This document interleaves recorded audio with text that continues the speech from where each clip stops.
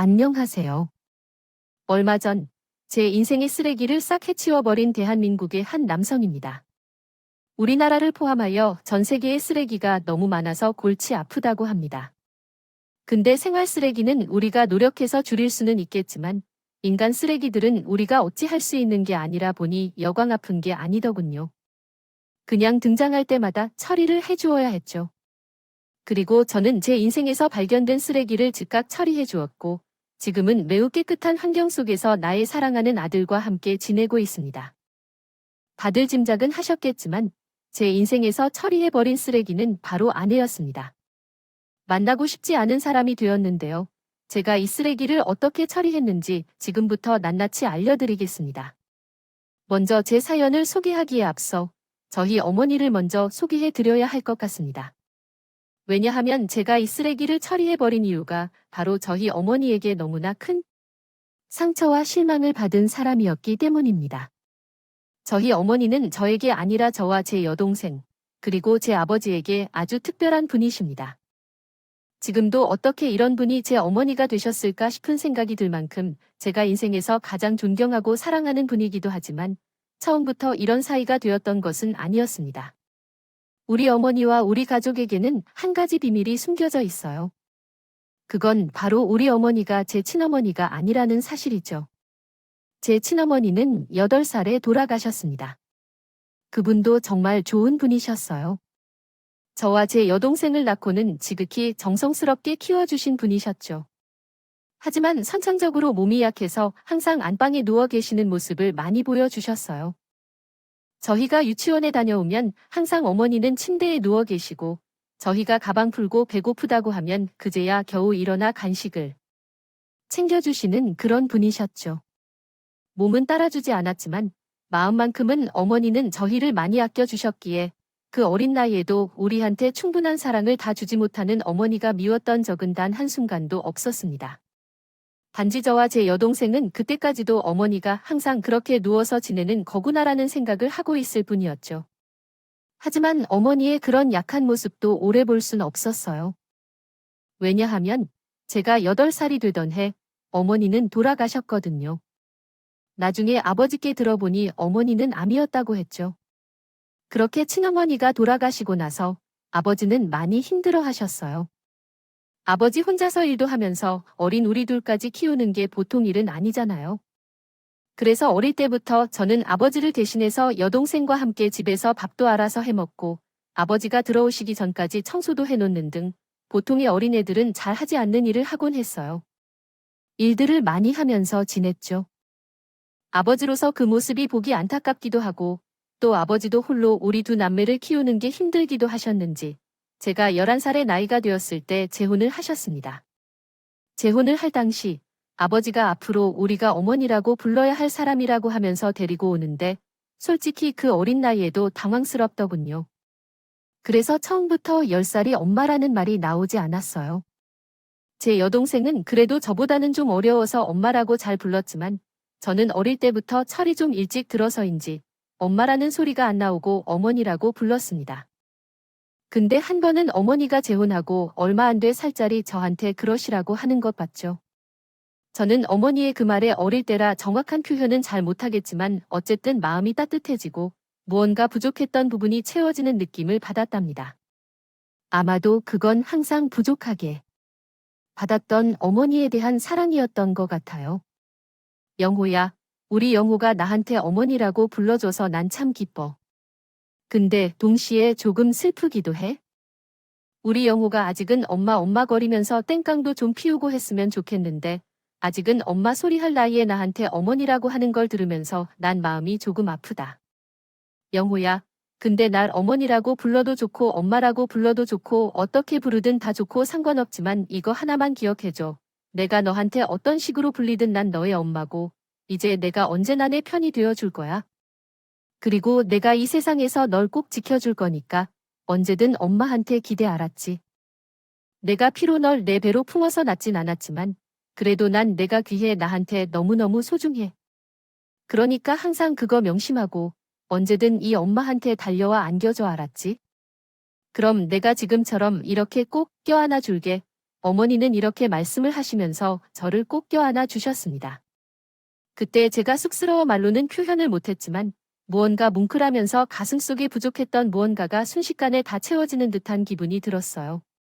그래서 그때부터 저는 새 어머니를 저의 친어머니처럼 생각할 수 있었던 것 같습니다. 어머니는 그분의 말처럼 저와 제 동생을 친자식처럼 생각하며 아껴주고 사랑해 주셨어요. 우리가 잘 때는 늘 머리를 쓰다듬어 주시거나 등을 토닥여 주시면서 재워주셨고, 아침에 우리들을 깨울 때는 우리 사랑하는 아들, 얼른 일어나. 학교 가야지 라고 깨워주시는 분이셨죠. 그럼 여느 집들은 다들 아침마다 전쟁통이라고 하는데 저희 집은 아니었어요. 항상 기분 좋게 깨어났고 기분 좋게 하루를 맞이할 수 있었어요. 있었습니다. 그리고 어머니는 우리 남매가 밖에서 엄마 없는 애들이라 소리를 안 듣게 하기 위해 옷도 제일 좋은 것만 사서 입혀주셨어요. 본인 옷은 시장에서 아무 옷이나 사서 입더라도 저희 옷만 계속해서 좋은 것으로 사다가 입혀주셨죠. 거기다가 늘 제 머리는 젤을 발라 옆으로 멋있게 넘겨주셨고 여동생은 머리를 엄청 예쁘게 화려하게 묶어서 등교를 시켜주셨던 분이셨답니다. 다들 그런 추억 하나쯤 있지 않으신가요? 어느 날의 환경과 그날의 날씨, 그날의 소음이 귀에 맴돌아 막 기분이 좋아지는 그런 추억 말이에요. 저에게는 그런 추억이 몇 가지 있는데 그 중에 하나가 바로 그때의 기억이에요.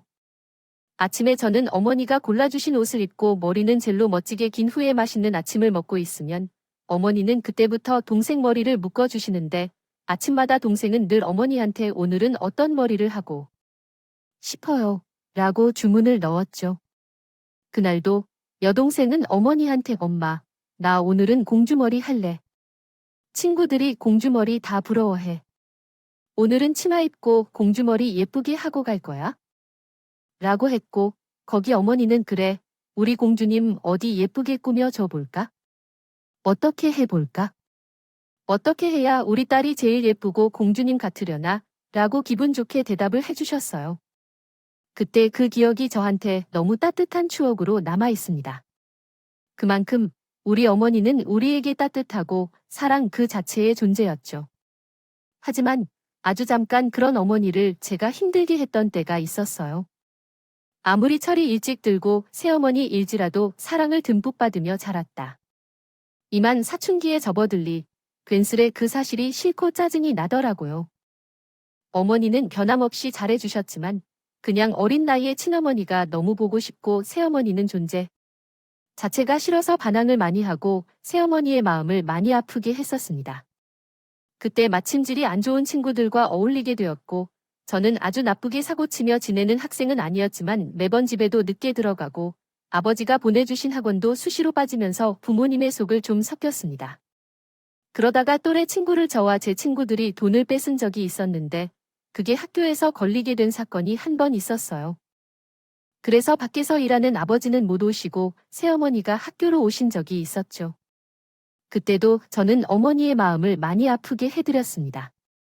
담임 선생님과 새어머니, 그리고 피해자 학생과 그 부모님이 있는 앞에서 제가 이렇게 말을 했거든요. 아, 나 엄마 없다고 했잖아요.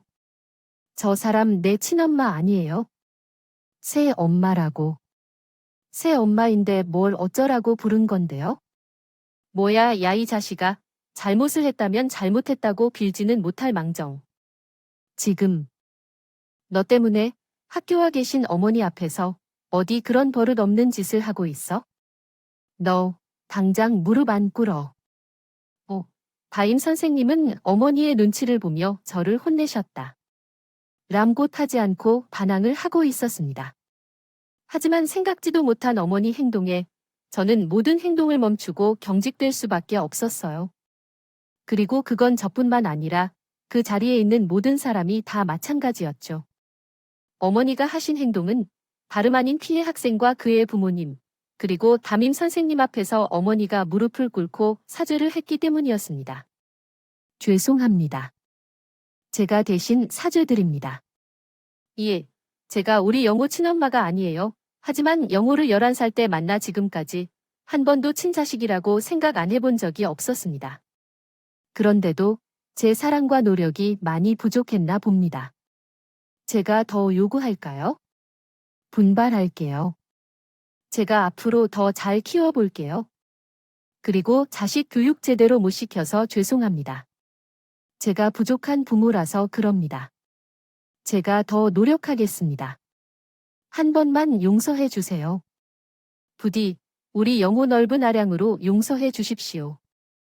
제가 더 단속하게 무릎에 고개까지 푹 숙이며 어머니는 진심 어린 사죄를 드렸고 거기에서 모든 사람들이 다 아무 말도 하지 못한 채로 정적만 흐를 뿐이었어요. 결국에 어머니의 진심 어린 사과 보상으로 저는 용서를 받았지만 그때부터가 진짜 제 마음속에 무언가 돌덩이가 크게 얹어 있는 것처럼 큰 죄책감을 느껴야 했습니다. 거기다 바로 2차로 집에 가자마자 모든 사실을 다 알고 계시는 아버지가 집에 있는 몽둥이를 가지고 저를 막 때리려고 하는데 그때도 어머니가 대신 막아서고 있죠. 아, 여보, 그만해. 영우 반석 많이 했어. 지금 학교에서도 잘못했다고 다 사과하고 오는 길이야. 잘 해결됐고, 영호, 다신 안 그러겠다고 했으니까 당신도 그만해요. 영호야, 얼른 아버지께 잘못했다고 해. 얼른, 너 다신 안 그럴 거잖아. 그치? 얼른 말씀드려. 제가 아무 말 하지 않고 땅만 보고 있자. 아버지는 더 화가 나서 저를 때리려고 했고, 그때 어머니는 아버지를 말리던 걸 멈추고 아주 놀라운 행동을 하셨습니다. 그건 바로 아버지께 맞을 위기에 있는 저를 감싸는 거였죠. 못 때려, 당신. 영호 못 때린다고. 나부터 때려. 나부터 내가 영호 잘못 키운 거니까. 나부터 때리라고. 내가 친엄마만 됐어봐. 우리 영호 이렇게 엇나갈 일 없었어. 다 내 탓이야. 내 탓이라고. 그러니까 때리려면 나를 때려. 저는 따뜻하고 강인한 어머니의 품과 다급히 이야기하는 그 외침에 순식간에 눈물이 났습니다. 그리고 저를 향한 어머니의 사랑이 진짜였다는 게 깨닫며 그제서야 저는 내가 도대체 무슨 짓을 하고 돌아다녔던 건가 하고 후회가 되기 시작했어요. 그래서 그 자리에서 무릎을 꿇고 엉엉 울면서 말했습니다. 엄마, 죄송해요. 엄마, 제가 잘못했어요. 엄마, 마음 아프게 해서 죄송해요. 다신 안 그럴게요. 엄마, 마음 아프게 안 할게요. 나쁜 친구들이랑도 그만 놀게요. 죄송해요, 엄마. 죄송해요. 저는 그날 처음으로 엄마라고 부르며 엉엉 울며 사과를 드렸고 어머니도 그때 제가 엄마라고 부르는 것에 대해 감격을 하면서 꺽꺽 울며 저를 더 깊이 안아주셨어요. 그렇게 우리 모자는 관계가 회복이 되었고 저는 그날로부터 반항을 접고 다시 어머니를 잘 따르는 착한 아들로 돌아갈 수 있었습니다. 그게 제가 중학교 2학년 때의 이야기랍니다. 물론 크면서 다시 어머니라고 불렀지만 한참 동안은 엄마라고 부르며 스스럼 없이요. 지냈습니다. 저는 크면서도 어머니의 도움을 정말 많이 받았어요. 고등학교를 졸업하기 전에 저는 유학이 너무 가고 싶었습니다. 근데 당시에 아버지가 반대를 많이 하셨어요. 너무 가고 싶어서 매일같이 아버지를 설득했지만 도저히 들어지지 않았어요. 근데 얼마 안 돼 저는 유학기를 결정했습니다. 어떻게 된 거냐고요? 그날도 어머니가 어김없이 나서주셨거든요. 어머니는 제가 유학을 너무 가고 싶어 하니까 아버지를 같이 설득시켜주기 위해 유학 프로그램을 정말 촘촘하게 다 알아보고는 아버지에게 가지고가 직접 설득을 해주셨어요. 그래서 덕분에 대학생 때부터는 공부할 수 있었고 그곳에서 박사 학위를 따고 한국에 돌아와 대학 교수가 될 수 있었죠.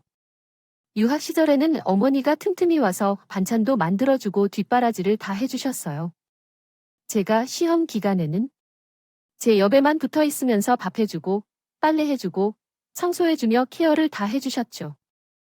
덕분에 저는 성적도 좋게 대학을 졸업할 수 있었습니다.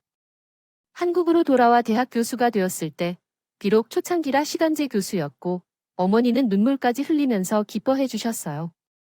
아이고, 장하다. 너무너무 장해. 우리 아들, 내 아들이 교수라니 이 엄만 꿈만 같다. 정말 꿈만 같아. 앞으로도 탄탄대로 길만 걷자. 저는 그렇게 교수가 된 것만으로도 어머니께 작지만 나름의 효도를 하게 된 것 같아 뿌듯했습니다. 그리고 남은 효도는 좋은 여자 만나 행복하게 잘 사는 모습 보여드리는 게 진짜 효도라고 생각했죠. 그때 마침 제가 대학 교수가 되자마자 지인을 통해 소개팅이 들어오길래 받았어요. 소개팅을 통해 제 아내를 만났고 아내는 활발한 사람이었죠. 성격도 좋아서 주변에 친구들이 많은 사람이었어요. 게다가 어른들한테도 잘하고 어른에 대한 공경심 있는 사람인지라 제 어머니한테 잘하는 사람이었기에 더 마음에 들었습니다. 연애를 1년 좀 넘게 했는데 우리 어머니 아버지 생신도 다 챙기고 집에 행사가 있으면 같이 가서 음식 만드는 것도 거들던 정말 잘해줬어요. 그리고 우리 어머니와도 친하게 겉보면서 앞으로 우리 어머니랑 좋은 친구가 되어줄 것 같기도 해서 결혼을 했죠. 근데 막상 결혼을 하고 나니 결혼 전에는 볼 수 없었던 아내의 새로운 모습들을 보게 되었고 그 모습들은 무척이나 저를 당황스럽게 했어요. 왜냐하면 아내는 말을 좀 많이 개념 없이 하는 사람이었거든요. 분명 결혼 전에는 아내는 항상 말도 조심스럽게 하고 공경하는 사람이었지만 결혼을 하고 나서 보니까 전혀 아니었죠. 그리고 그 막말이 대부분인 경우가 많아서요. 우리 어머니에게 나와 저를 더더욱 화나게 만들었어요. 저희 어머니는 매우 검소한 사람이라서 같은 옷도 막 10년씩 입는 분이셨습니다. 그래서 젊은 시절에 한 번씩 특별한 날에 산 명품 옷들은 기본이에서 30년씩 입은 것도 있을 정도였죠. 특히 아버지랑 연애할 시절에는 아버지가 사준 명품 코트가 있었는데 그게 너무 소중하다면서 30년째 보관해서 입고 계셨죠.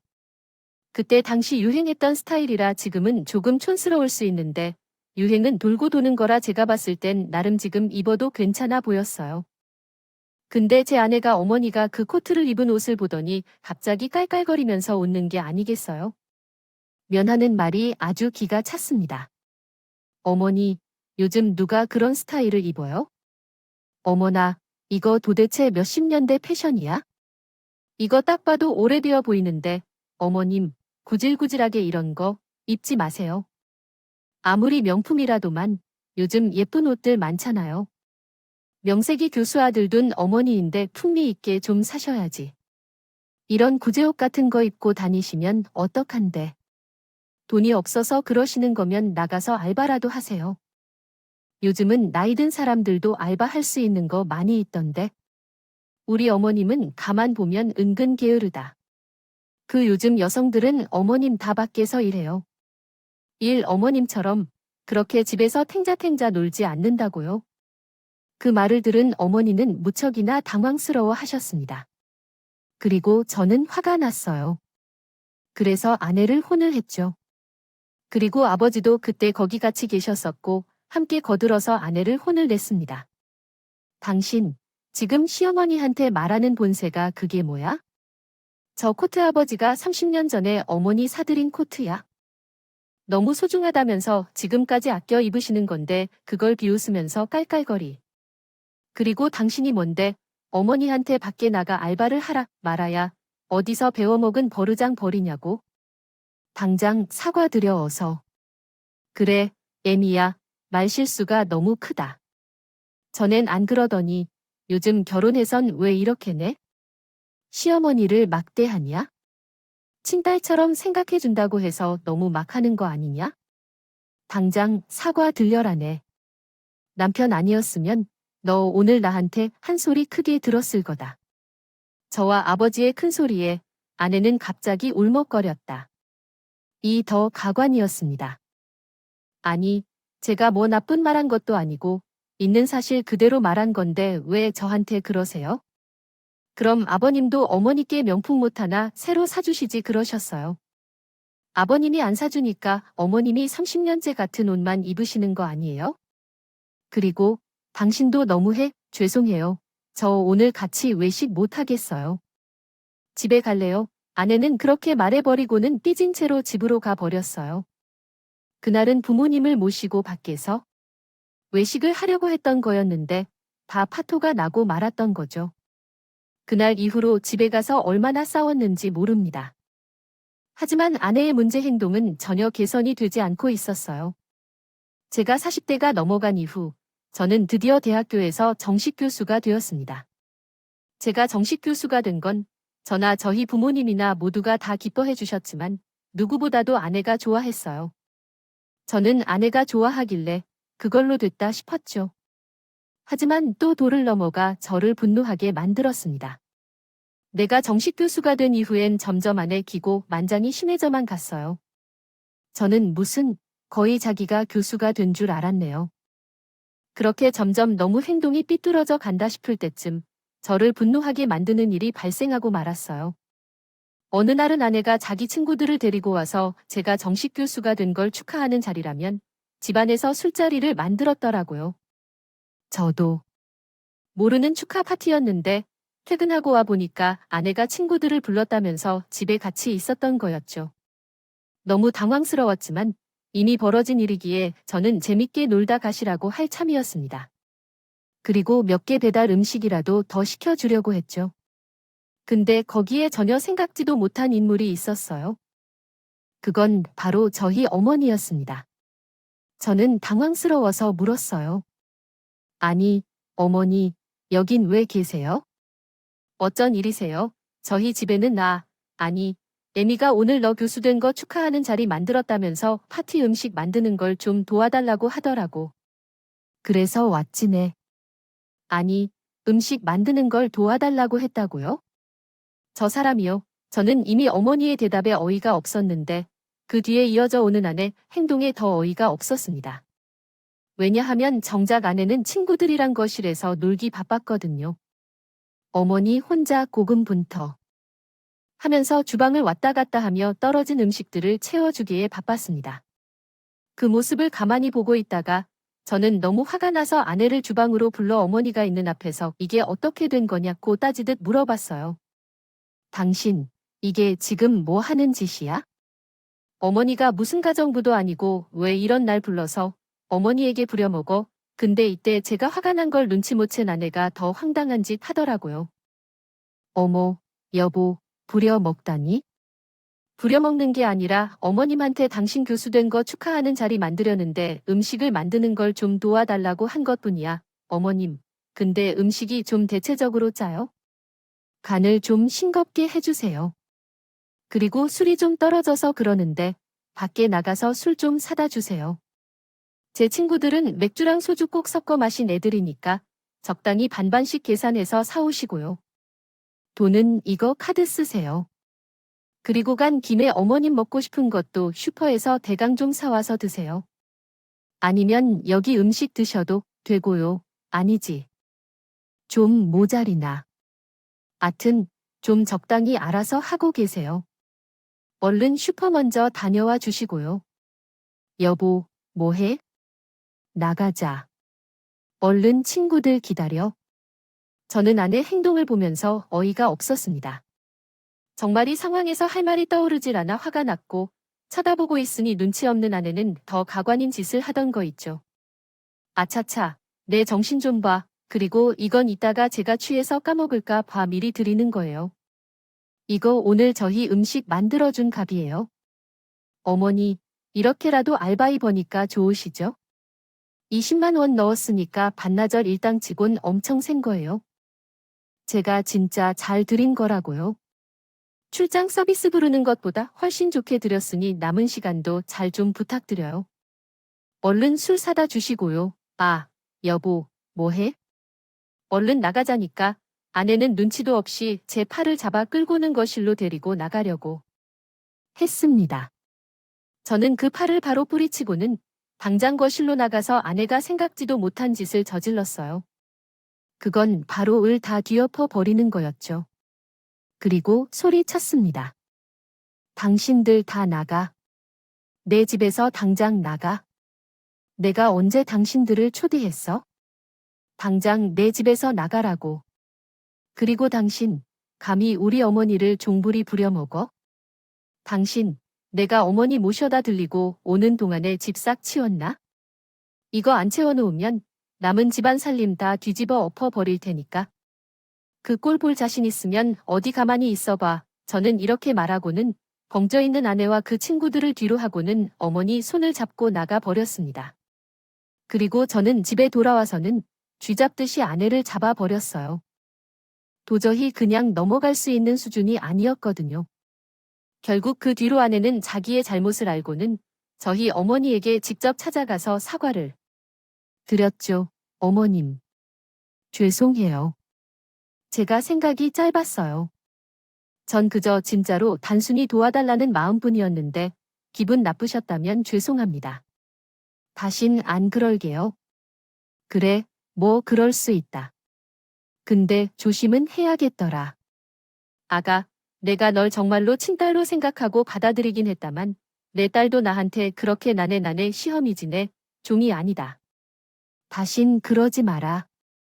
그리고 그날 나한테 준 돈 내가 경험이 없어서 내가 그날 주머니에 막고자 넣어놔서 빼는 걸 깜빡하고 가지고 왔는데 다시 돌려주마. 그리고 다신 이런 짓 하지 마라. 그럼 그땐 나도 너한테 정말로 화낼 거야? 알았니? 네 어머님, 다신 안 그럴게요. 아내는 울면서 반성하는 기미를 보였고 그렇게 그 사건은 일단락이 된 듯 했습니다. 근데 역시나 사람 성정이 어디 그리 쉽게 바뀌나요? 얼마 못 가서 또 아내는 입방정을 떨어낸 사건을 벌이고요. 말았어요. 저에게는 동생이 여동생 말고 한 명 더 있었어요. 바로 새어머니와 아버지 사이에서 태어난 막내 아들이 있었죠. 근데 제 막내 남동생은 정말 그렇게 표현하고 싶지 않았지만 망나니 중에 망나니였어요. 어릴 때부터 나쁜 친구들이랑 몰려다니길 좋아했는데 커서도 일은 제대로 안 하면서 맨날 남들 돈 뜯어먹으면서 이리저리 사고치고 다니는 놈이었어. 그때 당시도 또 막내 아들이 사고를 쳐서 어머니가 힘들어 하셨는데 거기에다 대고 아내가 막말을 시전했을 보면 그 부모를 안다고 다 그게 어머님 어인 거예요. 어보, 우리 아들 보세요. 우리 하민이는 유치원에서 벌써부터 선생님들이 모범생 났다고 나중에 의사 되겠다고 난리라 그요. 그게 다 누구 업보 있어요? 제 아버지 그러니까 어머님 뭐가 잘못됐나 좀 돌아보세요. 다 어머님한테 문제가 있어서 그런 거예요. 막내 도련님이 괜히 그러는 게 아니라고요. 아내의 말을. 그때는 여동생이 옆에 같이 있었고 그 말을 듣고는 노발대발 화를 막 냈습니다. 언니 말이 너무 심한 거 아니에요? 우리 엄마가 뭘 잘못했다고 막내 걔가 철이 없어서 징멋대로 저지르고 다니는 일을 왜 우리 엄마 탓을 해요? 그리고 하민이가 착한 게 왜 언니 업보에 내가 봤을 땐 우리 오빠 오보에? 내 생각에 하민이는 언니 따라 살잖아요. 입방정 때문에 대번에 인생 망할 팔자예요. 알아요. 제발 그 입방정 좀 떨지 마요. 언니 입으로 흥한 자, 입으로 망해요. 알아요. 어머나, 아가씨 말이 너무 심하잖아요. 당장 저한테 사과하세요. 어머, 진짜 위아래도 없나? 당신이 잘못했는데 뭘? 제발 그 입 좀 조심해. 어머니 지금 막내 때문에 심란해 하시는 거 보면서 그딴 소리를 해? 제발 정신 차려. 당신, 언젠가 진짜로 내 동생 말대로 그 입방정 때문에 인생 망해. 알아들어. 저까지 아내를 나무라면서 나서자 셋의 대화가 격해지기 시작했습니다. 그랬더니 그때 어머니가 나서더라도 그러지 마. 애미 말이 맞다. 나한테 문제가 있으니 자식이 그럴 수 있는 거지. 그래, 내가 자식을 다 잘 못 키운 탓이야. 내가 못난 애미라 그래서 막내가 지금 저렇게 어나가는 것 같다. 참, 이거 어쩌면 좋을까? 난 이만 들어가 보련다. 괜히 나 때문에 싸우지들 말고 너네도 나 걱정 말고 이제 그만 집어들 가서 쉬어라. 어머니는 시무룩한 채로 방으로 들어가셨어요. 저는 그날 집으로 돌아가서 아내와 대판 싸웠고 그 일로 인해서 한 일주일 동안을 냉전히 상태로 보냈죠. 그러다가 어머니 생신 때는 더 어이없는 일이 기다리고 있었습니다. 아내가 웬일로 어머니 생일 선물이라면서 쇼핑백을 한 보따리 가지고 부모님 집으로 가더라고요. 가면서는 콧노래까지 부르길래 전 오늘따라 왜 이렇게 기분이 좋은가 했어요. 그러면서 집으로 가자마자 어머니한테는 생신 선물이라며 온갖 유세를 떨면서 드리더라도 어머님 생신을 축하드립니다. 이것이 제 선물입니다. 진짜 제가 이를 위해 한 보따리 준비하느라 힘들었어요. 이번에는 좀 노력했네요. 그죠? 얼른 풀어보세요. 제가 어머님께 드리려고 옷을 잔뜩 준비했어요. 맨날 어머님께서 후줄근한 옷을 입고 다니셔서 저도 영 마음에 걸려서 이번에 한번 준비해 보았어요. 어서 풀어보세요. 아내의 말을 듣고서 우리는 모두 다 웬일이냐는 표정으로 한껏 기대하며 선물을 풀어보라고 했어요. 어머님도 기대를 하시며 가족들 앞에서 선물을 풀어보셨고, 우리는 아내만 빼고 그 자리에 있는 모두가 경악했습니다. 왜냐하면 그 옷의 정체가 우리를 경악하게 만들었거든요. 옷은 새 옷이 아니었고, 헌옷도 그런 헌옷이 없을 정도로 완전히 거적대기 같은 옷이었어요. 저도 안 입을 만한 옷들이 있습니다. 근데 거기에선 안 익은 옷이 몇 개 있길래 제가 물어보니 아내가 대답하는 그 옷의 정체를 알고 나서 모든 가족이 다 분노를 하게 되었죠. 그 옷의 정체는 바로 아내가 집에서 입지 않는 버리려고 모아둔 자기 옷이었다. 거였어요. 당신, 미쳤어? 어디서 당신이 입던 거? 그것도 이 거적대기 같은 것들을 가지고 와서 생신 선물이라고 들이밀어? 아니, 어머님 옷이 오래된 것도 잘 입으시잖아요. 내 옷 중에서 골라서 드린 건데 이거 헌옷기부하는 곳에다가 보내려다가 어머님 드리는 거야? 다 입을 만한 옷들인데 왜 그래? 이거? 봉사활동 같은 데 갈 때 가지고 가면 너도 나도 한 장에서 가지고 가는 옷들이 심지어 어머님이 입는 옷들보다 다 비싼 것들이라고? 당신, 그걸 말이라고 해? 당장 나 저리 치워 가져다 버리란 말이야. 저는 화가 나 얼른 옷을 치우라고 말했는데 거기에서 전혀 생각지도 못한 인물이 나섰습니다. 바로 저희 어머니였고 어머니는 그동안에는 아내가 어떤 짓을 해도 조용히 넘주셨어요. 다음에는 다시 그리하지 않기로 약속하자며 달래주셨어요. 따끔하게 조용히 혼을 내긴 했어도 화를 내진 않으셨죠. 근데 이날만큼은 화를 내시라고 햄이야. 너 내가 거지로 보이냐? 내 눈에 내가 동양이 필요한 거지 새끼로 보여? 어디서 이딴 걸 선물이라고 들고 와. 차라리 그냥 왔으면 오히려 나 보러 와줬다고 고마워라 했을 거라고 생각했다. 너 얼굴 보고 싶지도 않다. 딴 거 너나 입어. 그리고 도저히 못 입고 버릴 것 같으면 나한테 가져다 버리지 말고 너네 엄마한테나 가져다 버려. 나도 새 옷 입을 줄 아는데 내가 못 입어서 안 입는 줄 알아? 한 푼이라도 더 아껴서 너네한테 쓰려고 안 쓰는 거야? 알아내. 자식 옷이며 신발이며 내가 사다 주는 것 중에 하찮은 게 있지? 너 그렇게 생각해? 아니다. 정말 그렇게 생각하진 않아. 어머니는 처음으로 아내에게 화를 내셨어요. 그때 아내는 자기 시어머니의 처음 보는 모습에 깜짝 놀랐는지요. 딸꾹질까지 하더군요. 그러더니만 다시 본래 모습으로 돌아와서는 되려 서운하다고 말해버리고는 나가버리던 거 있죠. 참 기가 찼습니다. 내 아내지만 정말 싫더라고요. 내가 왜 이런 아내와 살아야 하는 건가? 골이 다 아플 지경이었어요. 하지만 그건 아무것도 아니었죠. 왜냐하면 진짜 사건은 그 뒤에 일어났거든요. 또 그렇게 어머니의 생신이 안 좋게 넘어가게 되고 둘의 냉전이 이어지면서 명절이 다가왔습니다. 그리고 그날 결정적인 사건이 터져버렸죠. 저와 아내 사이에서는 7살 된 아들이 있었어요. 근데 그 아들이 온 가족 앞에서 당혹스러운 말을 하는 게 아니겠어요? 그것도 자기를 제일 예쁘게 해주는 할머니에게 가서 말이죠. 할머니 있잖아요. 계모가 뭐예요? 계모가 누구예요? 엄마가 계모주지 시어머니 대접받고 싶은가 보내라고 했어요. 엄마가 막 화내면서 그랬어요. 엄마는 잘 싸우나 봐요. 엄마가 맨날 계모 싫다고 제발이 집에서 떠나보면 좋겠다고 했어요. 뭐라고 함이나. 엄마가 그랬어네. 앞에서 너한테 그런 말을 했어? 아니요. 나한테 그런 게 아니라 엄마 친구랑 통화하면서 그랬어요. 괴모노이 싫대요. 빨리 죽어야 엄마가 편하게 살 것 같다고 했어요. 엄마가 그 말할 때 눈이 막 악당 같아 보였어요. 막 화냈어요. 그 말을 직접 들은 어머니와 그곳에 있는 모든 가족들은 제 아들 하민이가 하는 소리를 듣고는 식겁을 했습니다. 물론 이건 아내도 마찬가지였죠.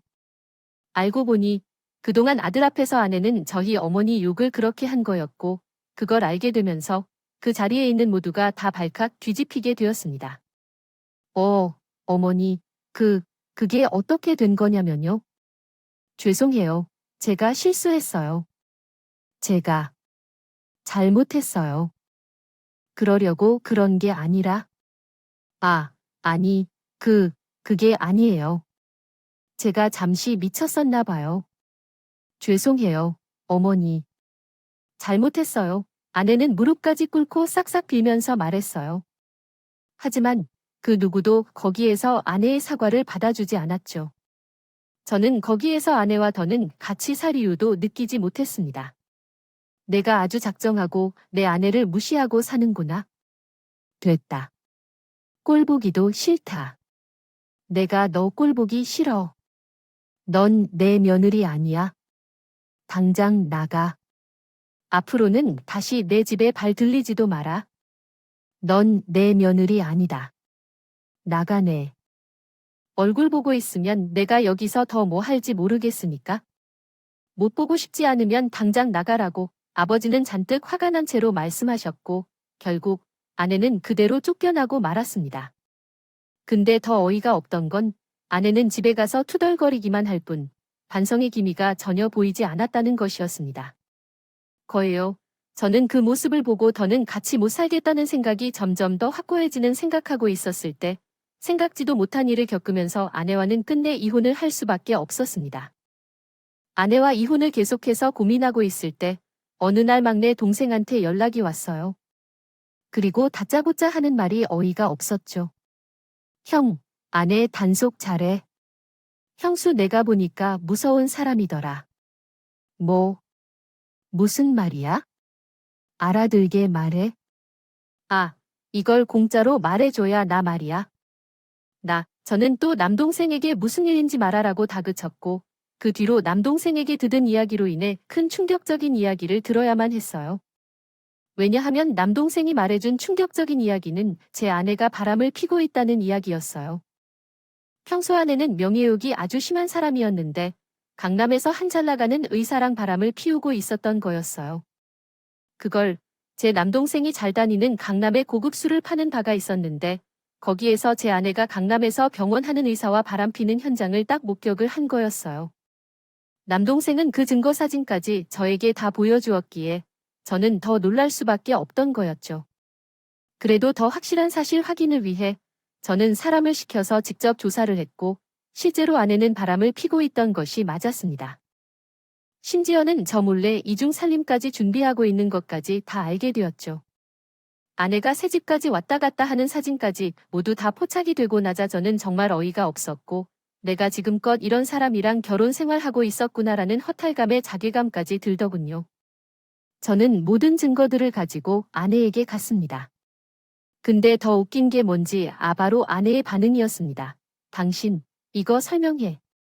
이거? 다 뭐야? 당신, 이런 사람이었어? 이런 사람이었고 그래 나, 이런 사람이었다. 꼴랑 교수 월급으로 뭐 볼 게 있다고? 내가 너랑 살이?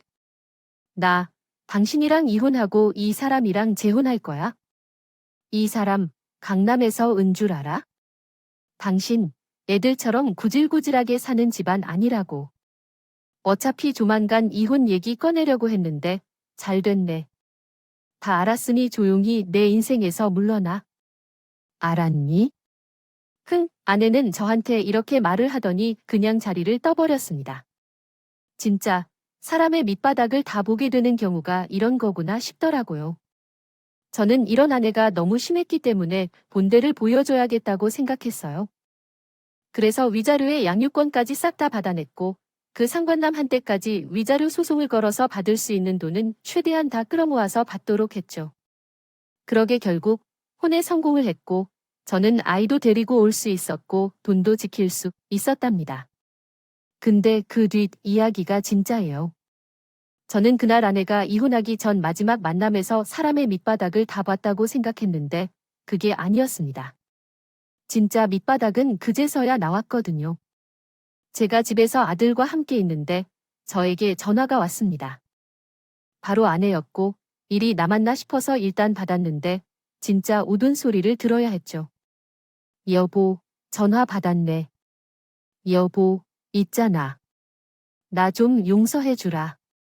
우리 하민이는 잘 있어? 지금 옆에 있지? 우리 하민이 나 안 보고 싶대. 여보, 내가 진짜 미쳤었어. 내가 당신이랑 하민이를 두고 무슨 짓을 한 건지 모르겠어.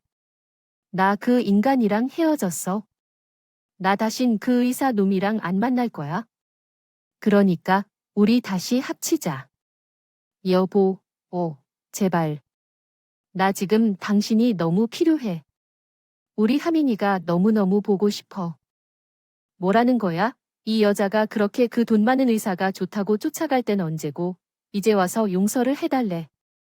우리 집 구질구질해서 싫다며 아니야? 그건 내가 진짜 미쳐서 그랬던 거야? 나, 실은 당신이 너무너무 필요해. 그게 있지, 그 인간 진짜 나쁜 놈이었어. 내가 당신한테 줄 위자료, 양육비까지 줘야 한다니까 바로 날 버리는 거 있지. 그리고 내가 빚이 좀 있어. 그것도 나 정말 억울해. 어떻게 보면 그거 다 당신 때문이라고.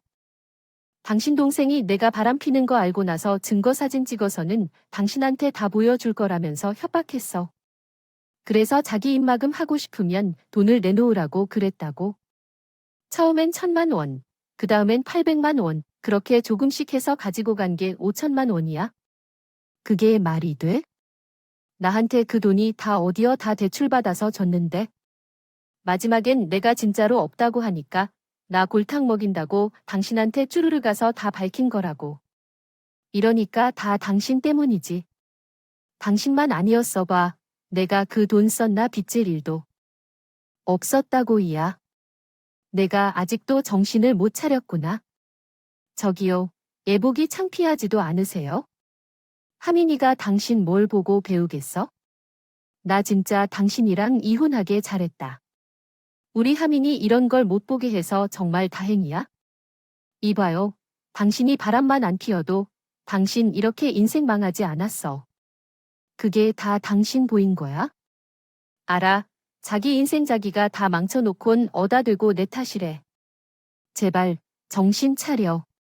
그리고 인생 똑바로 살아. 다시 한 번만 더 나한테 전화해서 쓸데없는 소리 해봐. 진짜 가만한 도제는 이렇게 이야기를 하고는 전화를 끊어버렸습니다. 근데 그 이후에 제가 전화를 받지도 않고 안 만나주니까 저희 부모님한테 아직 찾아갔더니 다리를 붙잡고는 당신 막내 아들 때문에 비었으니까 그거 다 돌려달라고 아주 생떼를 불었다고 하더군요. 그래도 안 통하니까. 그때부터는 싹싹 빌기 했다는데 저희 어머니도 옛날 같았으면 그 빚도 다 갚아주시고 어떻게든 아내한테 돈을 주려고 하셨을 테지만 워낙에 아내에게 당한 것도 많았고 막내 동생도 더 사고치는 거 수습해줬다간 인생을 더 개차반으로 만들게 될 것 같아서 일절 아무것도 안 해주셨다고 하더라고요. 그래도 막 생떼를 부리면서 아예 그 자리에 들어 눕기지 한 아내 때문에 결국엔 경찰을 불러 내쫓아 버렸다고 하셨어요. 정말 그야말로 완전히 망해버린 한 여성의 인생이었습니다. 그 뒤로는 아내는 결국 저에게는 이혼을 당하고 그 의사 남자친구에게는 버림을 받은 채로 남은 거라곤 어마어마한 빚밖에 없었어요. 지금은 빚쟁이가 되어 친정 부모님 집에 지내면서 빚만 갚으며 생활을 하고 있는 듯 하더라고요. 그리고 자신도 당한 게 억울했는지 자기도 내 막내 동생에게 당했기에 협박의 사기죄로 막내 동생을 고소했어요. 하지만 돈을 돌려받고 싶어도 동생이 이미 돈을 다 써버린 상황이었기에 돌려받을 수가 없었습니다. 그대로 날려버리게 된 거죠. 그 뒤로는 남동생이 또다시 부모님이나 여동생에게 법적인 처벌을 면할 수 있도록 돈을 달라고 했지만 둘이 문제를 일으킨 거니까 둘이 알아서 해결을 하라며 누구 하나도 도와주지 않았습니다. 결국에는 그래서 협박죄로 법적인 처벌을 받게 되었어요. 저는 이혼을 하고 나서 아이와 같이 부모님 집으로 들어가서 사는 중입니다. 아내가 찾아오기 전까진 집 문제가 해결되지 않아 따로 지내고 있었는데 지금은 원래 살던 집을 다 처분하고 부모님과도 새로운 집으로 이사를 가서 잘 지내고 있는 중이에요. 제 아들 하민이는 엄마 없이도 잘 지내고 있고 대신 여동생이 틈틈이 와서 조카들이랑 같이 놀러도 가면서 잘 돌봐주고 있는 중이죠. 처음에 부모님은 아내가 바람을 피웠다는 이야기와 거기에 남동생이 얽혀있다는 내용을 듣고 충격을 크게 받으셨지만 워낙에 아내도 남동생도 막장이었다. 두 손 두 발 다 들고는 차라리 이 기회에 이혼할 수 있어서 다행이라며 긍정적으로 받아들이셨습니다. 그 뒤로는 저를 많이 위로해 주시고 우리 하민이도 아껴주시면서 4명이서 잘 지내고 있는 중이랍니다. 저는 부모님과 같이 살면서 그동안 하지 못했던 도들을 하고 있는 중이에요. 자식들 뒷바라지 해주느라 여태 2분이서 따로 여행 한 번 못 가보셨기에 이번에 동생네 부부와 함께 돈을 모아 효도 여행을 보내드렸답니다. 그렇게 저희는 아내가 없는 그리고 남동생도 신경 쓰지 않는 자유로운 날들 속에서 편하게 지내고 있는 중이에요. 여러분, 제가 이 글을 쓰게 된 이유는 누구든 우리가 함부로 할 수 있는 존재는 없으니 어떤 존재든 간에 왔으면 하는 마음 때문이었어요. 제 사연을 통해 혹시라도 지금 누군가에게 무시를 당하고 있다면, 위로를 받으시고 반대로 누군가를 무시하고 계시다면 그게 다 자신에게 험하게 돌아올 수 있으니 지금이라도 돌이키셔서 상대방과 잘 지내셨으면 좋겠습니다. 저도 이번 일을 통해 더 상대방을 존중하고 더 귀하게 여기는 마음을 가져야겠다는 교훈을 얻게 되었어요. 그리고 우리 하민이 역시 그런 훌륭한 어른이 될 수 있도록 앞으로 싱글파파로 잘 키워볼 생각입니다. 부디 저와 하민이의 인생을 응원해주세요. 감사합니다.